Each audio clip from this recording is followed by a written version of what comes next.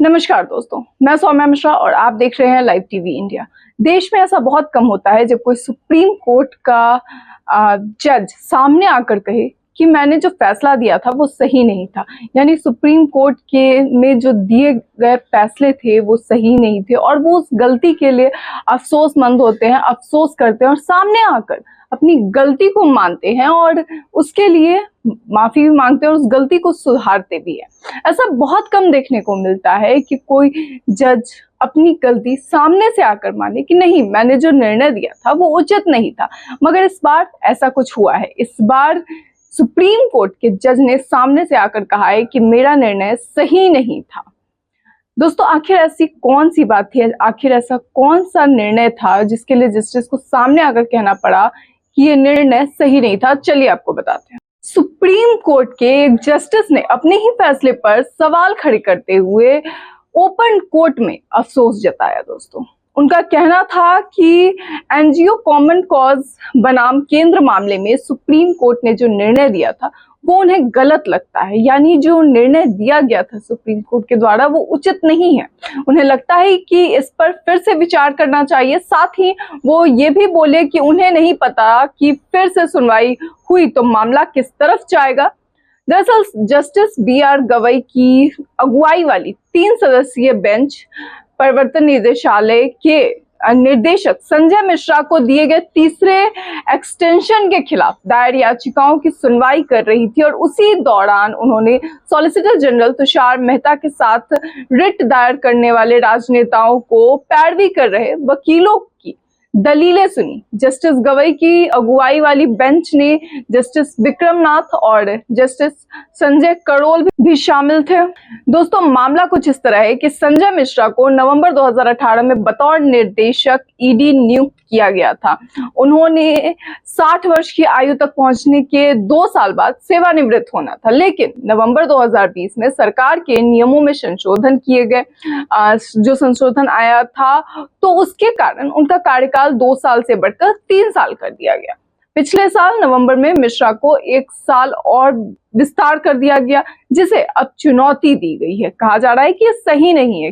केंद्रीय सत्कर्ता आयोग अधिनियम में किए गए संशोधन को भी सुप्रीम कोर्ट के समक्ष चुनौती दी गई है। याचिकाकर्ताओं में कांग्रेस नेता जया ठाकुर, रणदीप सिंह सुरजेवाला, तृणमूल कांग्रेस सांसद महुआ मोइत्रा शामिल है। तुषार मेहता ने संजय मिश्रा को दिए गए तीसरे एक्सटेंशन का बचाव करते हुए कहा कि यह बेहद जरूरी था। FATF के होने वाले रिव्यू को देखते हुए ये जरूरी है कि संजय मिश्रा निर्देशक की सीट पर बरकरार रहे। ये बात उन्होंने रखी थी। उनकी दलील थी कि ईडी निर्देशक को एक्सटेंशन तब विवादित हो सकता था जब किसी अन्य अफसर को इससे हक प्रभावित होता, लेकिन इससे किसी का हक प्रभावित नहीं हो रहा है। लेकिन ईडी निर्देशक की नियुक्ति का काम तो सीधे एक पैनल करता है। ये बात उन्होंने अपनी पूरी बात रखी, अपनी पूरी दलील रखी। इसमें डिपार्टमेंटल प्रमोशन तो कहीं भी नहीं होता है। उनका कहना था कि कॉमन कॉज मामले में सुप्रीम कोर्ट का फैसला सरकार पर किसी तरह की बंदिश नहीं लगाता है।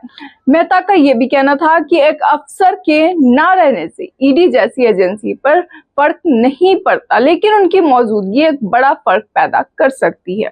सॉलिसिटर जनरल ने जैसे ही कॉमन कॉज मामले में सुप्रीम कोर्ट के फैसले का जिक्र किया, वैसे ही जस्टिस BR गवई ने कहा कि वो मानते हैं कि उनसे गलती हो गई थी। यानी जो एक्सटेंशन दिया गया था वो उन्होंने कहा कि वो गलत था, वो डिसीजन गलत था। इसमें खास बात यह है कि जिस बेंच ने 2 साल पहले ये फैसला दिया था उस बेंच में खुद जस्टिस गवई भी शामिल थे और अब वही कह रहे हैं कि उनसे गलती हो गई। जस्टिस L नागेश्वर राव उस बेंच की अगुवाई कर रहे थे। जस्टिस गवई ने आज कहा कि उनके साथी जज भी इसकी बात से इत्तेफाक रखते हैं। जस्टिस गवई ने कोर्ट में मौजूदा additional solicitor general SV Raju से कहा कि वो कॉमन कॉज मामले में दिए गए फैसले को चुनौती दे सकते हैं। हम 3 जज हैं, उस पर फिर से विचार कर सकते हैं। राजू का कहना था कि उन्हें नहीं लगता है कि ऐसा करने की कोई जरूरत है। उनका कहना था कि इससे मुसीबतों का पहाड़ भी खड़ा हो सकता है, यानी कि जो प्रॉब्लम्स है वो और ज्यादा क्रिएट होंगी और बिना मतलब के चीजें बढ़ेंगी।